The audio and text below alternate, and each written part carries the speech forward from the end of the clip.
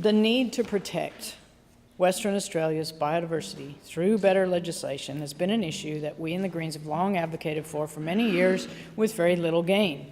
So you will understand that I am somewhat bemused to find myself before you representing the Greens' position on a biodiversity conservation bill introduced by the current government. In the 15 years that have languished since work began on this bill, under successive ALP and Liberal governments, 110 more animal species and 88 extra plant species have become recognized as threatened.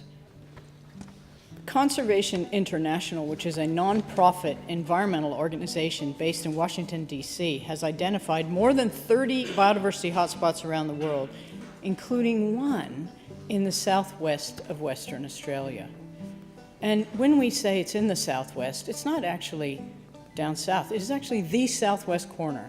We sit here in the midst of that biodiversity hotspot.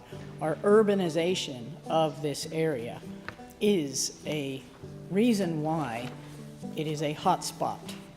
Madam Acting President, overall, while the bill before us does represent a modernizing of legislation relating to biodiversity, there are a number of aspects that raise significant concerns or even go so far as to be considered what I would call fatal flaws.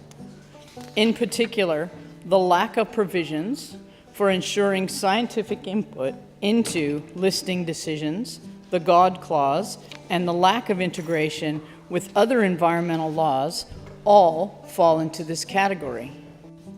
It is an imperative that we put legislation through that is going to be workable, that's not going to give extraordinary powers to the minister, that will involve the scientific community, and that will ensure that our precious wildlife and that our tremendously valuable biodiversity is protected long into the future.